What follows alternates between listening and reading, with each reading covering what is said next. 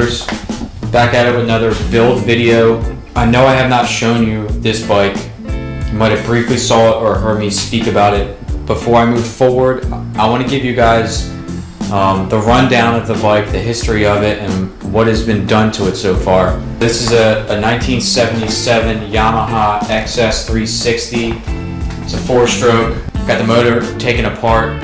We're going to address some things in there, but the whole thing was completely taken apart, just like my R5. My buddy painted the frame, he painted the swing arm, painted the tank, did all the body work to that, painted the fork legs. So naturally, we rebuilt the fork legs. There's new seals and fluid and bushings and stuff in there. Both front and rear brake shoes are new. The hardware, the wheel bearings. The rims are chrome and they're in decent shape. I just decided to go ahead and tape off the wheel itself in between all the nipples and paint the nipples, the spokes, and the hub black. I spent many lunch breaks at work powder coating little components like all the linkage for the brake drums, front and rear. It has all new cables on it, speedometer cable, front brake cable, throttle cable, brand new tires, front and rear. Get a look at the rear wheel. Again, same treatment, painted the spokes, shoes, brand new, wheel bearings, brand new chain and sprockets. It's a 530 actually. Got shocks off Dime City, same ones I have on my R5. It lifts the rear end up a little bit. It really needed that. I think they're about 1.5 inches longer. I dropped the front end down, as you can see.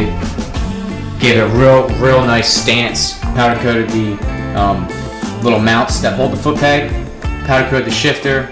When I had the engine out, I took it to work. I degreased it, cleaned it down with acetone, and I spray painted it a nice high heat, metallic dark gray.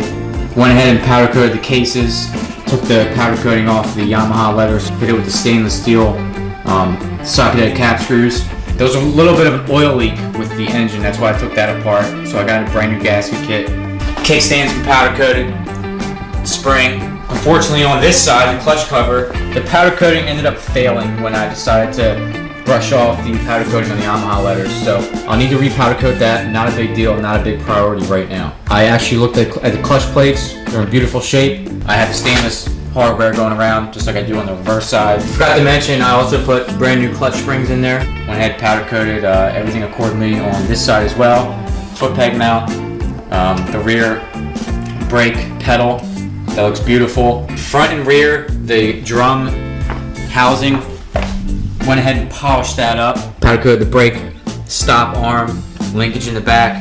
I didn't want to go cafe with this. I kind of wanted to go more of like a tracker scrambler, like an upright seating position type deal. Bought this piece of sheet metal and put it in there, and I'm probably going to keep it there, but I'm also going to be running a shorty rear fender. I actually ordered a XS400 front fender for this. And the reason I did that, these XS360s come with these plastic front fenders. Powder coated the triple clamps top and bottom. Got the all balls tapered steering bearings in there. Brand new levers and purchase. The control switches are in great shape. They haven't been hacked into, they're not spliced or anything. I'm not sure what kind of handlebars these are, but I really like the bend. Probably need to get a new peptop seal kit because I'm going to be disassembling this tonight because I'm painting it tomorrow. Also, when I got the bike, it had a straight hoop in the back. I was not a fan of that, so I chopped the straight hoop off and got the 30-degree upswept deal. This is my battery box that I made with a little strap. This is a bad one, but I do have a good one sitting around. It's going to sit in there just like that. I think that's quite proper. All the mounts have been chopped off for the battery box, the air box. So I was able to make some that would hold the stock air box. Took some, I don't know, I think it's 1/8-inch steel, and it's made some kind of little L brackets that hold the air boxes in place. And also, it holds the other electronic components like out of the way, you don't see them.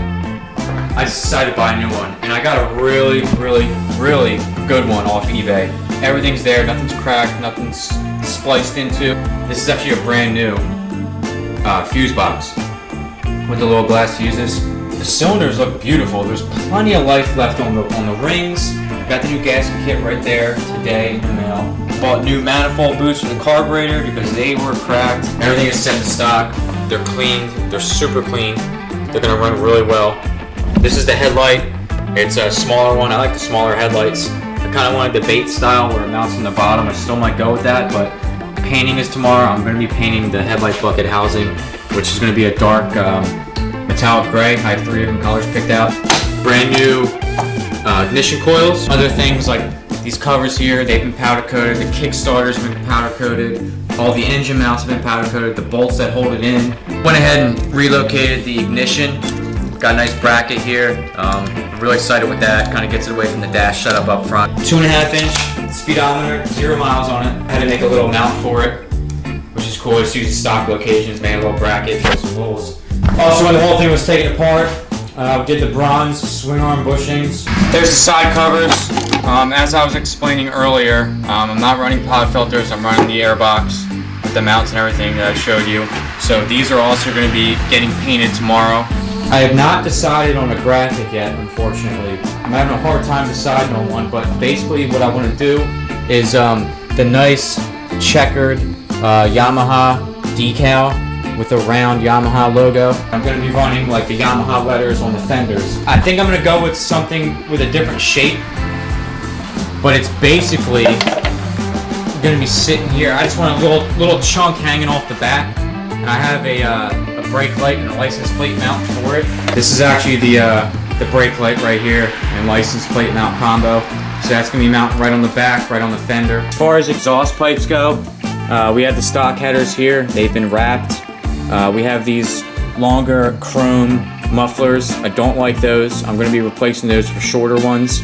And I would really like to see the exhaust system upswept at the same angle as the hoop in the back. I really don't just want straight exhaust pipes coming out. I really want them on the same angle. When it comes down to a seat, that's been a really tough thing here. I bought this seat off Amazon. I love everything about it except it's too damn short. I mean, just look at that. That is sick. It covers the hump on the tank and everything. I got all the mounting brackets for it, but that's the problem right there. The gap. I don't like that.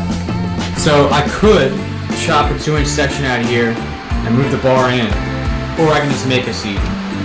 I think instead of just chopping this off and going for it, I'm going to try to make a seat first. If that doesn't work out, I have the seat and we can just refab. Around my uncle's house, we got the tank all wet sanded down, ready for paint. We had to sand out a little bit of a scratch here, took care of that. These side covers are kind of a pain in the ass. We had to strip some of the paint off and the glue from the decals, but here's one that is done. Box office record, the highest grossing film ever at the time, surpassing Cameron's Titanic, which had So we're gonna put. Alright, so this is a charcoal gray, carbon metallic Pontiac color. That's what we're going with.